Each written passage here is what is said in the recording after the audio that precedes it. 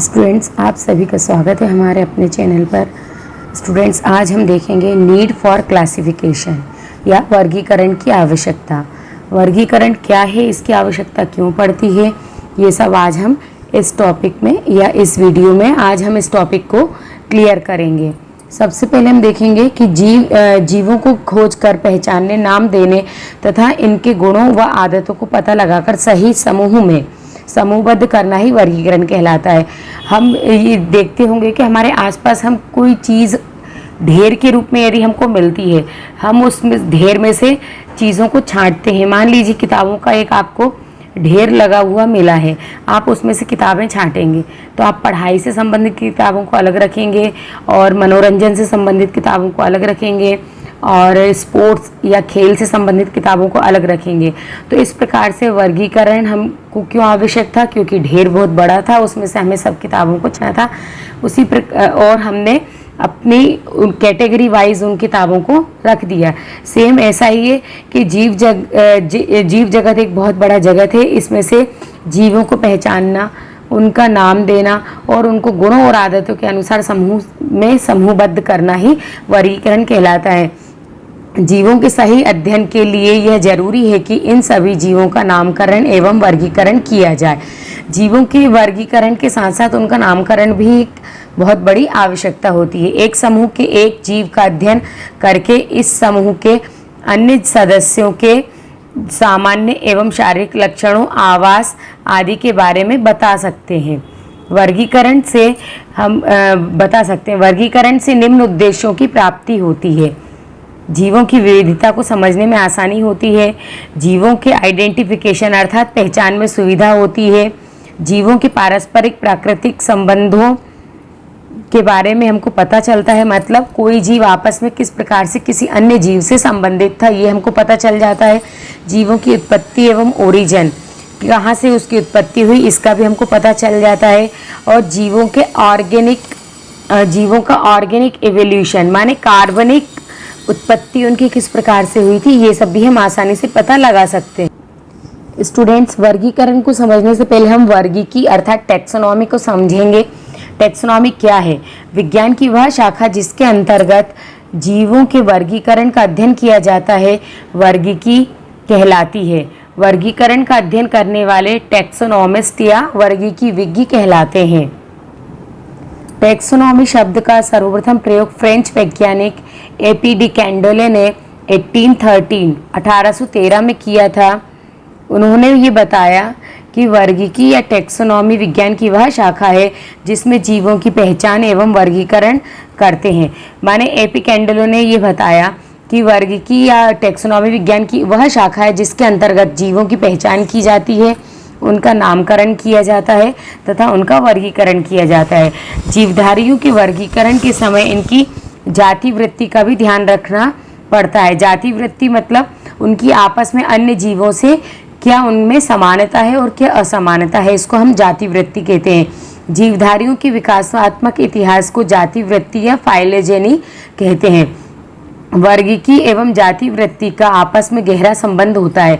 हम सभी को मालूम है कि बहुत से जीव जंतु ऐसे होते हैं, जीव जंतु पेड़ पौधे, कुछ पेड़ पौधे ऐसे होते हैं जिनमें आपस में कुछ न कुछ संबंध होता है, जैसे बेल चढ़ने वाले पौधे। इसी प्रकार से कुछ जीव जंतु ऐसे होते हैं जिनमें आपस में कुछ न कुछ संबंध होता है, जैसे मांसाहारी, शाकाहारी, इनका आपस में कुछ न कुछ संबंध रहता है।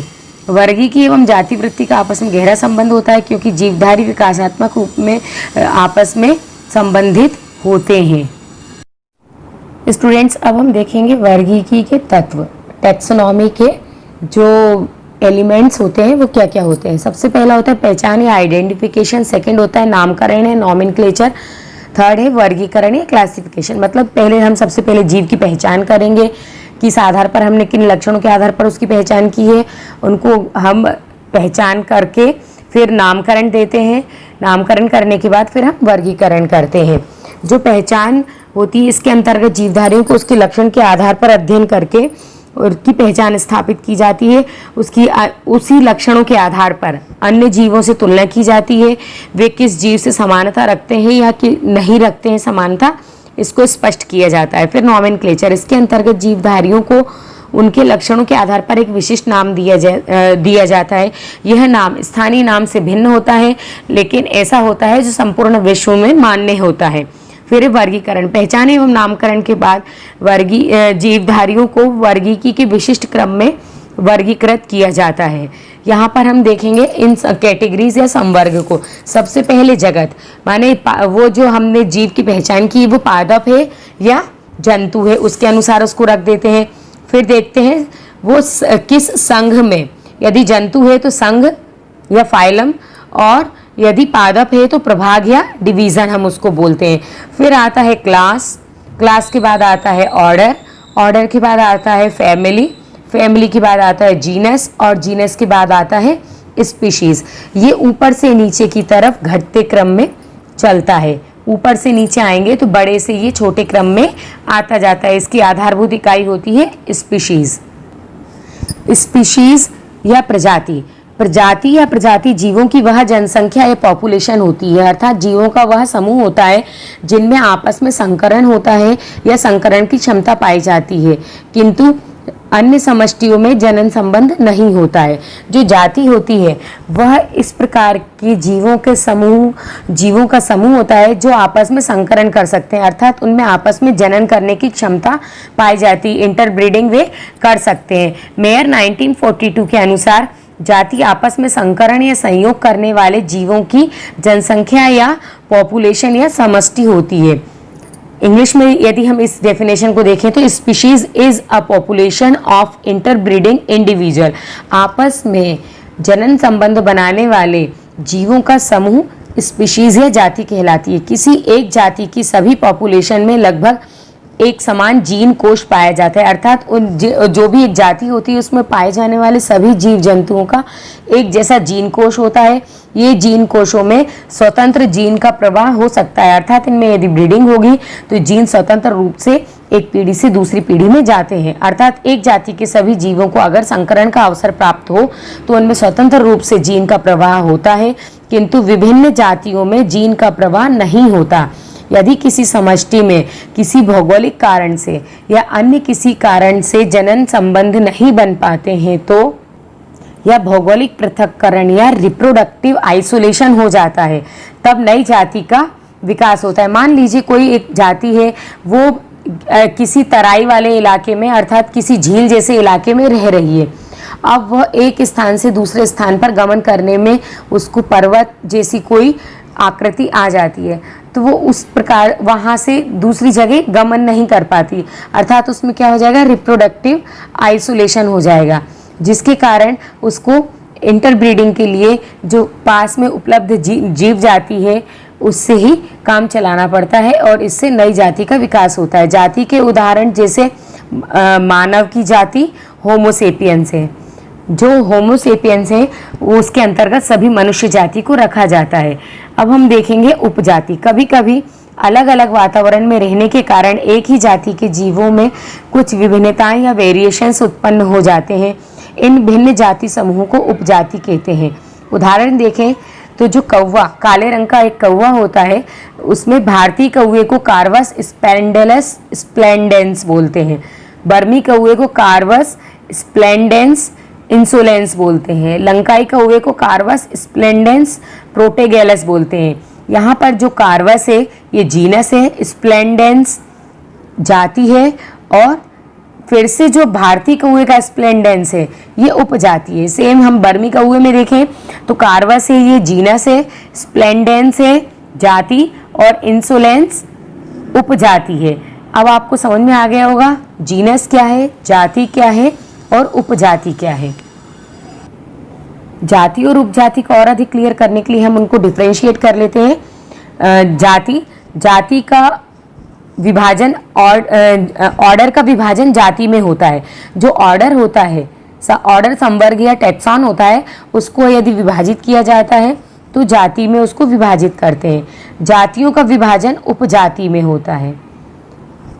जाति आकार में बहुत अंतर पाया जाता है। जो जाति नाम का टैक्सॉन है या स्पीशीज नाम का टैक्सॉन है, इसके आकार में बहुत अंतर पाया जाता है, लेकिन जो सब स्पीशीज या उपजाति नाम का जो सब टैक्सॉन है, इसका आकार में कम अंतर पाया जाता है। स्पीशीज अलग अलग प्रजातियों में प्रजनन नहीं होता। जो स्पीशीज होती हैं ये यदि अलग अलग प्रकार की हो तो इनमें आपस में कोई भी रिप्रोडक्टिव कैटेगरीज में हम इसको डिवाइड नहीं कर सकते, इनमें आपस में कोई भी प्रजनन नहीं होता है। लेकिन जो उपजातीय सब स्पीशीज होती हैं ये एक ही जाति की सदस्य होती हैं, इसीलिए इनमें आपस में रिप्रोडक्शन हो सकता है। तो इस प्रकार से जो अंतर है इससे हम समझ चुके होंगे जाति क्या है और प्रजाति क्या है। अब हम देखेंगे जाति के लक्षण। जाति के लक्षणों से हमको और स्पष्ट हो जाएगा कि जाति या स्पीशीज क्या होती है। पहला, इनके सदस्यों में अंतर प्रजनन पाया जाता है, मतलब जो स्पीशीज है इसके जो मेंबर्स होते हैं उनमें इंटरब्रीडिंग या अंतर प्रजनन पाया जाता है। सेकंड, इस समूह या आबादी में एक समान जीन पूल पाया जाता है, इनमें स्वतंत्र रूप से जीन का प्रवाह पाया जाता है। थर्ड है, इस समूह में वातावरण के अनुसार एडेप्टेशन अर्थात अनुकूलन तथा नेचुरल सिलेक्शन अर्थात प्राकृतिक चयन चलता रहता है। जातियों में जैव विकास के द्वारा नई जातियां उत्पन्न होती हैं। जो जातियां होती हैं वो जैव विकास के दौरान नई नई जातियों का उत्पन्न या उद्भव करती हैं। अब हम देखेंगे जातियों के प्रकार। एलोपैट्रिक जातियां। एलोपैट्रिक जातियां वे जातियां होती हैं जो भौगोलिक पृथक्करण के कारण उत्पन्न होती हैं, इनमें आपस में किसी प्रकार का संकरण नहीं पाया जाता। सेकंड है सिम्पैट्रिक प्रजातियां या जातियां। ये एक ही प्रदेश में अलग अलग पारिस्थितिक कारणों के कारण उत्पन्न होती हैं, इनमें सामान्यतः संकरण नहीं होता, लेकिन यदि कृत्रिम रूप से इनमें संकरण कराया जाए तो वो हो जाता है। थर्ड है सिबलिंग जातियाँ। वे जातियाँ जो आकार की दृष्टि से समान होती हैं लेकिन इनमें रिप्रोडक्शन नहीं हो पाता, रिप्रोडक्शन के कारण ये अलग अलग होती हैं। अब है फोर्थ वाला पॉलीटाइपिक जातियाँ। ऐसी जातियाँ जो भौगोलिक रूप से पृथक रहती हैं लेकिन ये आपस में संकरण कर सकती हैं, साथ रहने पर इनकी व्यक्तिगत पहचान समाप्त हो जाती है। स्टूडेंट्स अब हम देखेंगे वर्गीकी पदानुक्रम या हिरार्ची ऑफ टैक्सोनॉमी। जो भी वर्गीकी में हम वर्गीकरण करते हैं, जीवों की पहचान करते हैं, उनको किस पदानुक्रम में या किस हिरार्ची में हम उनको जमाते हैं। जीवधारियों के अध्ययन के लिए योजनाबद्ध वर्गीकरण की आवश्यकता होती है। विज्ञान के जैव वर्गीकी या बायोसिस्टेमेटिक्स के अंतर्गत वर्गीकरण किया जाता है। जो विज्ञान या जैव विज्ञान है या जीव विज्ञान है उसकी एक शाखा है जैव वर्गीकी या बायोसिस्टेमेटिक्स, इसके अंतर्गत ही हम वर्गीकरण करते हैं। अध्ययन की सुविधा के लिए जीवधारियों को विभिन्न समूहों में रखते हैं। ये समूह वर्गक या टैक्सॉन कहलाते हैं। ये जो है कि वर्गक या टैक्सॉन किसे कहते हैं, ये 1 नंबर वाले क्वेश्चंस में आता ही है ये क्वेश्चन, और अधिकतर स्टूडेंट्स इसको सोचते हैं क्या है ये, हमने पढ़ा ही नहीं है, जबकि ये बुक के अंदर का क्वेश्चन है। ठीक है, तो अध्ययन की सुविधा के लिए जीवधारियों को विभिन्न समूहों में रखा जाता है। ये समूह वर्गक या टैक्सॉन या संवर्ग या कैटेगरी कहलाते हैं। तो ये क्वेश्चन किसी भी रूप में आ सकता है, चाहे वो वर्गक हो, चाहे टैक्सॉन हो, चाहे संवर्ग हो, चाहे कैटेगरी हो। वर्गीकरण के इन संवर्गों या टैक्सॉन का एक निश्चित क्रम होता है, एक निश्चित स्थान होता है तथा प्रत्येक संवर्ग को उनके लक्षणों के आधार पर बढ़ते हुए क्रम में रखा जाता है। इस क्रम को वर्गीकी पदानुक्रम या हिरार्ची ऑफ टैक्सोनॉमी कहते हैं। अतः जीवधारियों या हिरार्ची ऑफ टैक्सोनॉमी कहते हैं। अतः जीवधारियों के विभिन्न समूहों को उनके गुणों तथा विकास के आधार पर एक श्रृंखला में व्यवस्थित करना ही पदानुक्रम या हिरार्ची कहलाता है। माने जीवधारियों को उनके गुणों तथा विकास के आधार पर एक चेन के रूप में अरेंज करना पदानुक्रम या हिरार्ची कहलाता है।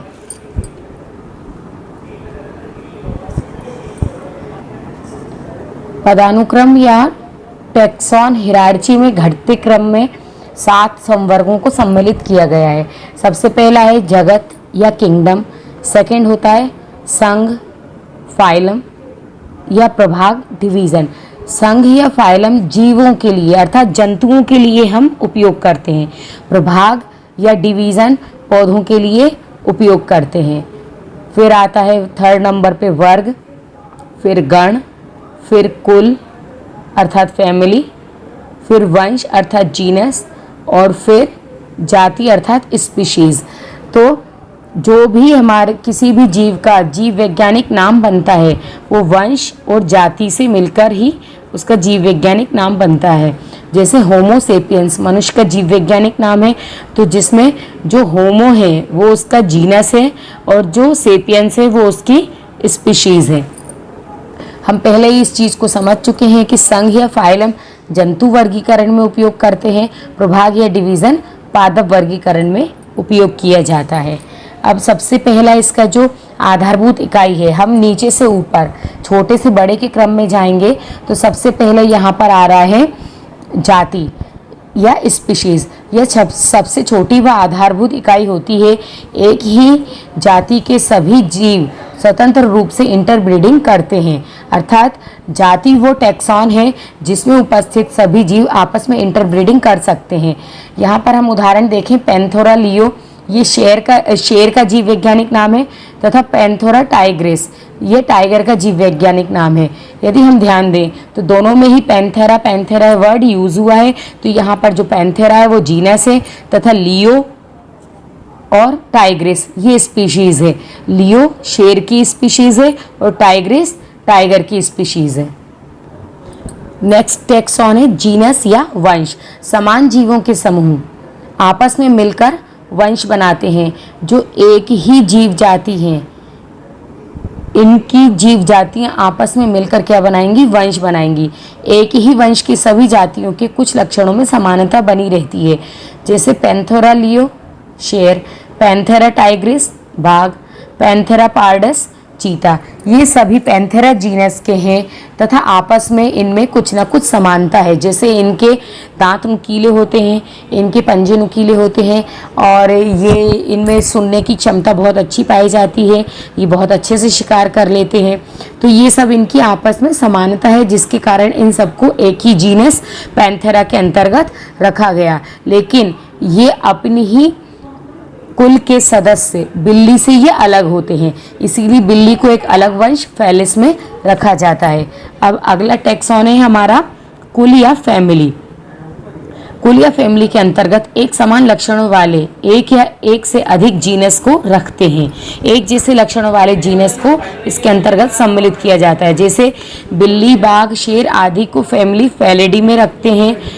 दाल वाले सभी पौधे पेपिलियोनेसी कुल के अंतर्गत रखे जाते हैं, पेपिलियोनेसी फैमिली में रखे हैं, तथा अनाज वाले सभी पौधे ग्रैमिनी फैमिली के अंतर्गत रखे जाते हैं। अगला टैक्सॉन है गण या ऑर्डर। समान लक्षणों वाले फैमिली आपस में मिलकर एक ऑर्डर बनाती है, अर्थात गण बनाती है, एक नया टैक्सॉन बनाती है, जैसे फैमिली कैनेडी तथा फैमिली फेलिडी। कैनेडी जिसके अंतर्गत जो हमारे कॉर्निवोरस आते हैं वे रहते हैं, और फैमिली फेलिडी ये आपस में कुछ लक्षणों से मिलते जुलते हैं। इसी कारण दोनों फैमिली को कॉर्निवोरा ऑर्डर में सम्मिलित किया गया है। कैनेडी के अंतर्गत शेर बाघ चीते वगैरह आ रहे हैं और फेलिडी के अंतर्गत बाकी की बिल्लियां आ रही हैं। इस कारण से इन दोनों फैमिली को एक कॉर्निवोरा ऑर्डर में सम्मिलित किया गया है। नेक्स्ट टैक्सॉन है हमारा वर्ग या क्लास। कुछ समान लक्षणों वाले गणों को या ऑर्डर को एक वर्ग या क्लास में रखा जाता है, जैसे गण प्राइमेट ऑर्डर प्राइमेट तथा ऑर्डर कॉर्निवोरा दोनों ही ऐसे गण हैं जिनमें मेमोरी ग्लैंड पाई जाती है, स्तन ग्रंथियां पाई जाती हैं, तथा ऐसे ही कुछ अन्य गणों को एक साथ रखा जाता है और इनको एक अलग क्लास में रखा गया है। आप लोगों को समझ में आ रहा होगा कि समान लक्षणों वाले गणों को हम एक साथ एक क्लास में रखते हैं, जैसे इनकी मेमेलिया क्लास हो जाएगी, क्योंकि जो ऑर्डर प्राइमेट है और ऑर्डर कार्निवोरा है इनमें मेमोरी ग्लैंड पाई जाती है, तो ये दोनों मिलकर तथा इनके साथ अन्य गणों को यदि हम रख दिया जाते हैं जिनमें मेमोरी ग्लैंड पाई जाती है, तो ये एक क्लास बनाती हैं मेमोरी या मैमल्स।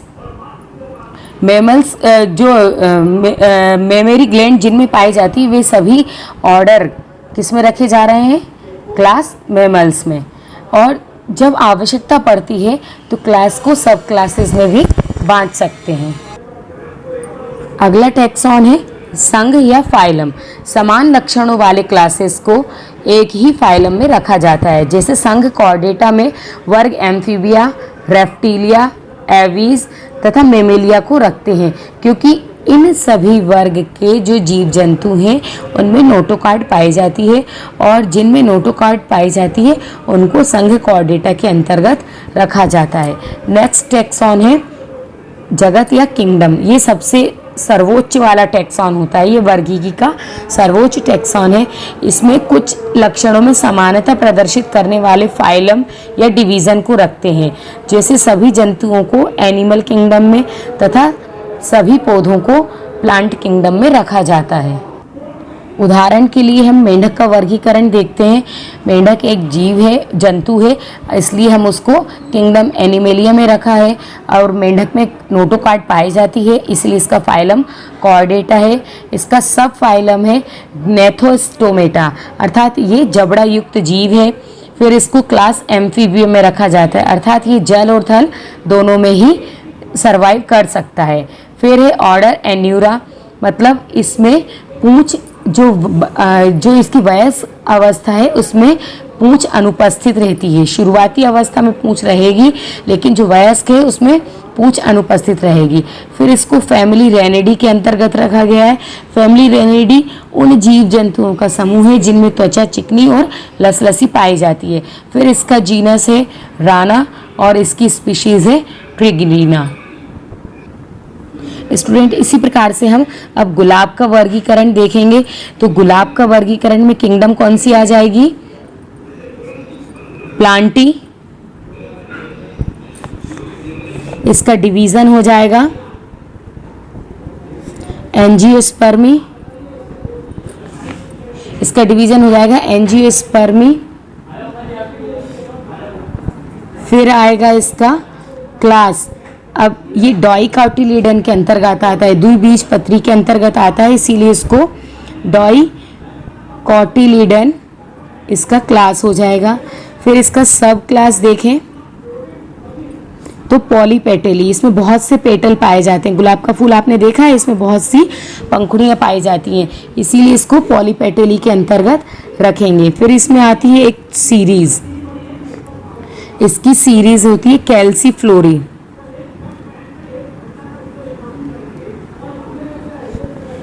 फिर आएगा ऑर्डर, इसको रोजेल्स ऑर्डर के अंतर्गत रखा जा रहा है। फिर ऑर्डर के बाद आता है फैमिली, इसकी फैमिली रोजेसी।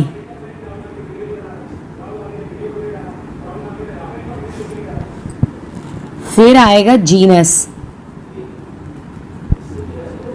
इसका जीनस है रोजा। और फिर आती है इसकी स्पीशीज, इसकी स्पीशीज है इंडिका। ये हम भारतीय गुलाब की बात कर रहे हैं, क्योंकि भारतीय गुलाब का जीव वैज्ञानिक नाम होता है रोजा इंडिका। ठीक है स्टूडेंट्स, आपको समझ में आया होगा कि हम किस प्रकार से इनको डिवाइड करते हैं।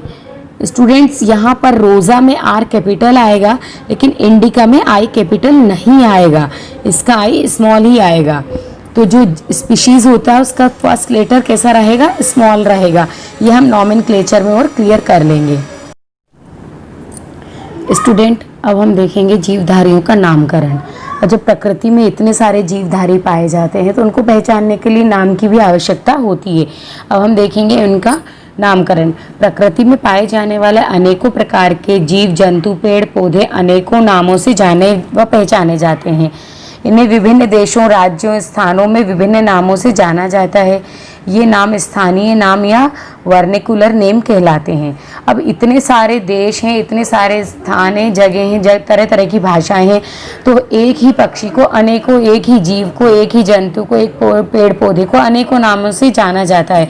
तो इस प्रकार के नाम स्थानीय नाम या वर्निकुलर नेम कहलाते हैं।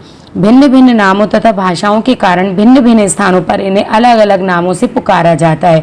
जैसे घरेलू चिड़िया को उत्तर भारत में गोरैया बोलते हैं, आंध्र प्रदेश में पिच्चुका कहा जाता है तथा इसे विदेशों में जैसे जापान में सुजून कहा जाता है, हॉलैंड में मुश्च कहा जाता है। अब भारतीय, जापानी और हॉलैंड वासी कभी इसके बारे में बात करेंगे तो उन्हें सही ज्ञान प्राप्त करना मुश्किल हो जाएगा, क्योंकि सभी जगह इसको अलग अलग नामों से पुकारा जाता है।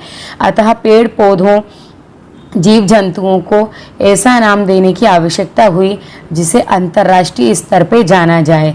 ये नाम वैज्ञानिक नाम या साइंटिफिक नेम कहलाते हैं। ये सभी विश्व में, पूरे विश्व में या अंतर्राष्ट्रीय स्तर पर एक जैसे होते हैं। टैक्सोनॉमी में किसी पौधे या जंतुओं की पहचान के पश्चात उसे वैज्ञानिक नाम देना ही नामकरण या नॉमेनक्लेचर कहलाता है। नामकरण के लाभ, इससे विभिन्न स्थानों पर पौधों की या जीवों की पहचान एवं अध्ययन में सुविधा होती है। दूसरा, जीव वैज्ञानिक नाम संपूर्ण विश्व में सभी भाषाओं में समान होते हैं, अतः अंतर्राष्ट्रीय स्तर पर जीवधारियों के अध्ययन में समानता आ जाती है। अब हम देखेंगे नामकरण की पद्धतियाँ, सिस्टम ऑफ नॉमेनक्लेचर। पहला है नामकरण पद्धति या बायनॉमियल नॉमेनक्लेचर। नाम से समझ में आ रहा है, इसमें किसी भी जीव या पेड़ पौधे के दो नाम होंगे। अगला है नामकरण पद्धति या ट्राइनॉमियल नॉमेनक्लेचर सिस्टम। हम देखेंगे नामकरण पद्धति या बायनॉमियल नॉमेनक्लेचर सिस्टम। सन 1753 में लीनियस ने अपनी पुस्तक स्पीशीज ऑफ प्लेरेंटम में द्विनाम पद्धति का विस्तृत वर्णन किया। मतलब द्विनाम पद्धति के जो खोजकर्ता थे या जिन्होंने यह पद्धति दी वे थे कैरोलस लीनियस। लीनियस के अनुसार प्रत्येक जीव के दो नाम होने चाहिए। पहला नाम जेनेरिक नेम या उसके वंश का नाम होना चाहिए, दूसरा नाम स्पेसिफिक नेम या उसकी जाति का होना चाहिए। जैसे यहाँ पर गुलाब का बायनॉमियल नेम दिया हुआ है रोज़ा इंडिका। यहाँ पर रोज़ा जीनस का नाम है तथा इंडिका स्पीशीज का नाम है। आलू का नाम देखें तो सोलेनम ट्यूबरोसम। पहला नाम जीनस का होता है, ये सोलेनम है, और दूसरा नाम स्पीशीज का होता है, ये ट्यूबरेसम है। ऐसे यहाँ पर प्याज का दिया हुआ है एलियम सेपा, हाथी का दिया हुआ है एलिफास इंडिकस। लीनियस की इस पद्धति को अंतर्राष्ट्रीय विज्ञान कांग्रेस या इंटरनेशनल साइंस कांग्रेस में मान्यता प्रदान की गई। अब अंतर्राष्ट्रीय स्तर पर यही पद्धति अपनाई जाती है। द्विनाम नामकरण पद्धति के नियम, प्रत्येक जीव के दो नाम होने चाहिए। इसमें पहला नाम वंश का और दूसरा नाम स्पीशीज का होना चाहिए। अब सेकंड, इसमें जो पहला नाम वंश का नाम होता है वो उसका पहला अक्षर अंग्रेजी के कैपिटल अक्षरों में तथा स्पीशीज का नाम अंग्रेजी के छोटे अक्षरों में लिखते हैं। लिखते व छपते समय दोनों नाम अंग्रेजी के तिरछे अक्षरों में होने चाहिए, अर्थात इटैलिक फॉर्म में होने चाहिए। वंश का नाम पहले तथा जाति का नाम बाद में लिखना चाहिए। दोनों नाम सरल व छोटे होने चाहिए ताकि उनका उच्चारण हम आसानी से कर सकें, सभी लोग उसका उच्चारण कर पाएं। वंश का नाम दोनों नाम सरल व छोटे होने चाहिए। वंश का नाम संज्ञावाचक होना चाहिए तथा इसको निम्न आधार पर चयन कर सकते हैं। जैसे किसी वैज्ञानिक के सम्मान में हम वंश का नाम रखना चाहते हैं तो किसी वैज्ञानिक के सम्मान में भी रख सकते हैं खोजकर्ता के नाम पर। जैसे लीनियस के लिए लिनी शब्द का इस्तेमाल कर सकते हैं, बाहिन के लिए बुहानिया शब्द का इस्तेमाल कर सकते हैं। जीवधारियों के लक्षण के आधार पर, अब कोई जीवधारी किसी से मिलता जुलता यदि होता है, उसके लक्षण किसी प्रकार से मिल रहे हैं तो उसके आधार पर भी नाम रख सकते हैं। जैसे लीरियोडेंड्रॉन, ये ट्यूलिप के फूल के जैसा दिखता है, इसीलिए इसको यह नाम दिया गया है। फिर वंश का नाम सादृश्यता माने किसी को आधार मानकर जैसे पौराणिक या काव्यात्मक बना सकते हैं। जैसे निम्फिया वाटर लिली को कहा जाता है।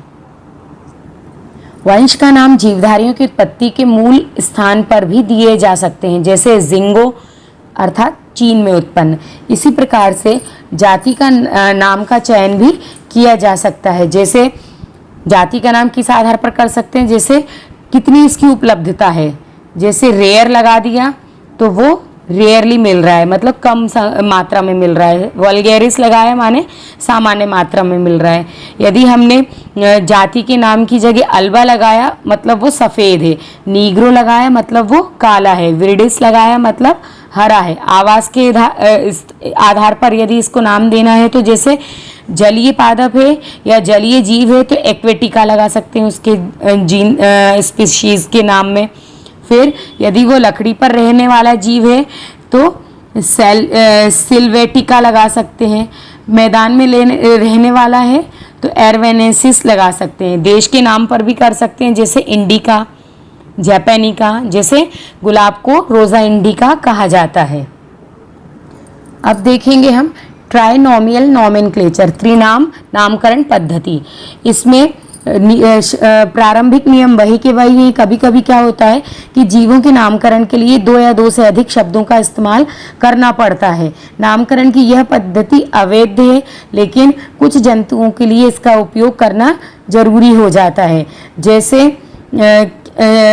जो कौवा होता है, भारतीय कौवा, इसको कार्वस स्प्लेंडेंस कहते हैं। लंकाई कौवे को कार्वस स्प्लेंडेंस प्रोटेगेलस कहते हैं। बर्माई कौवे को कार्वस स्प्लेंडेंस इंसोलेंस कहते हैं। अब आपने ध्यान दिया होगा तो ये कौवे के ही नाम है, लेकिन अलग अलग स्थान पर पाए जाने के कारण इनके नाम अलग अलग हो गए। द्विनामकरण पद्धति में तो कार्वस स्प्लेंडेंस कहते हैं, लेकिन पीछे से एक नाम और जुड़ा हुआ है, तीसरा नाम। ये उपजाति होती है इसकी, और ये उपजाति जुड़ने से यदि हम कार्वस स्प्लेंडेंस प्रोटेगेलस की बात कर रहे हैं तो वो कौवा कौन सा माना जाएगा? लंकाई कौवा माना जाएगा। और उसके जो अनुकूलन है या वातावरण के साथ उसके जो संबंध है, फिर यदि हम प्रोटोगेलस कौवे के पीछे लगा देते हैं तो हम समझ जाते हैं कि लंके के कौवे की बात हो रही है, लंका के कौवे की बात हो रही है। तो जो ट्राइनोमियल नॉमेनक्लेचर होता है, इसमें शुरू के 2 नाम तो बायनोमियल के समान ही होते हैं, परंतु तीसरा नाम उपजाति का होता है। जैसे यहाँ पर ये नाम कार्वस, बर्माई कौवे को उदाहरण यदि हम लें तो कार्वस यहाँ पर क्या हो गया? जीनस हो गया। स्प्लेंडेंस स्पीशीज हो गई, और इंसोलेंस सब स्पीशीज हो गई, अर्थात उपजाति। जब एक ही चीज के बहुत सारे नाम अलग अलग उसके हिसाब से हमको देना रहते हैं तो हमें कभी कभी उपजाति का भी उपयोग करना पड़ता है। इसी को ट्राइनोमियल नॉमेनक्लेचर कहते हैं। वर्गीकी के अध्ययन के यंत्र, tools for study of taxonomy. वैसे तो टेक्सोनॉमी के अध्ययन के लिए बहुत सारे टूल्स होते हैं, लेकिन यहाँ पर हम उनका उल्लेख कर रहे हैं जो बहुत ज़्यादा आवश्यक होते हैं। पहला है वनस्पति उद्यान या बॉटनिकल गार्डन। तो इनका उपयोग हम पेड़ पौधों के अध्ययन के लिए करते हैं। वनस्पति उद्यान मानव निर्मित ऐसे प्राकृतिक स्थल होते हैं जहाँ पर पौधों को जीवित अवस्था में संरक्षित रखा जाता है और उनके विकास की समुचित प्रबंधन किया जाता है। और आधुनिक वनस्पति उद्यान में लगने वाले पौधे संरक्षित रखे जाते हैं, और जो पौधे विलुप्त प्राय थे उनको इनमें लगाया जाता है ताकि उनका आने वाली पीढ़ी भी उनको समझ सके। इनमें कृषि उपयोगी पौधों की विभिन्न प्रजातियों को लगाया जाता है, औषधीय महत्व के पौधों को लगाया जाता है, विभिन्न भौगोलिक क्षेत्रों में पाए जाने वाले पौधों को लगाया जाता है, धर्म ग्रंथों एवं साहित्य में उल्लेखित पौधों को लगाया जाता है। और भारत के प्रमुख बॉटनिकल गार्डन या वानस्पतिक उद्यान के नाम इस प्रकार है: royal botanical garden, Kew Indian botanical garden Shibpur Kolkata, national botanical garden Lucknow, Lloyd botanical garden Darjeeling. और इसमें से जो रॉयल बॉटनिकल गार्डन केव है ये इंग्लैंड में है, और बाकी के जो 3 नाम हैं ये हमारे इंडिया में स्थित हैं। अगला है हर्बेरियम। हर्बेरियम पौधों का ऐसा संग्रह होता है जहाँ पर पादप प्रतिरूपों को सुखाकर अच्छी तरह से दबाने के पश्चात शीटों पर इसको लगाया जाता है तथा मान्य पद्धति के अनुसार उनको व्यवस्थित करके रखा जाता है। ये पादप प्रतिरूप भविष्य के संदर्भों में अध्ययन हेतु उपयोगी होते हैं। नेक्स्ट है प्राणी उद्यान या जूलॉजिकल पार्क। प्राणी उद्यान या जूलॉजिकल पार्क या जू इस प्रकार के स्थान होते हैं जहां पर जंतुओं को मानव निर्मित घेरे या बंद स्थान में रखा जाता है, जहां पर जन सामान्य इनको देख भी सकते हैं। और ये प्राकृतिक स्थान होते हैं, यहाँ पर प्राणी प्रजनन करते हैं।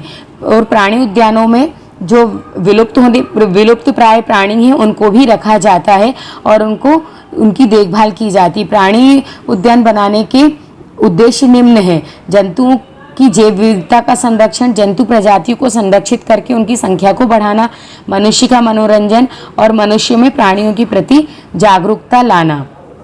भारत के प्रमुख प्राणी उद्यान zoological park New Delhi, Rajiv Gandhi national park Pune Maharashtra, Nandankanan zoological park, और इसके अलावा और भी नेशनल पार्क हैं जो प्राणी उद्यान के कार्य करते। फोर्थ है बायोलॉजिकल म्यूजियम। ये जैविक संग्रहालय ऐसे स्थान होते हैं जहां पर पौधों एवं जंतुओं के प्रतिरूपों का अध्ययन एवं संदर्भ हेतु संरक्षित रखा जाता है।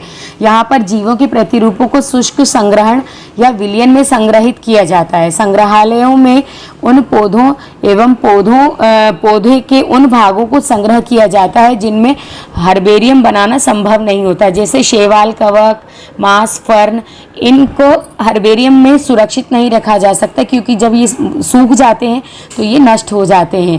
इसी प्रकार से कुछ जंतु प्रतिरूप भी ऐसे होते हैं जिनको रासायनिक विलयन जैसे फॉर्मेलिन आदि में संरक्षित करके सुरक्षित रखा जाता है। जो स्कूलों में लैब होती है उनमें इसी प्रकार से संरक्षित एवं सुरक्षित रखा जाता है। स्टूडेंट्स, आपको यदि ये वीडियो पसंद आया हो तो सब्सक्राइब कीजिए, लाइक कीजिए एंड शेयर कीजिए। मिलते हैं अगले वीडियो में।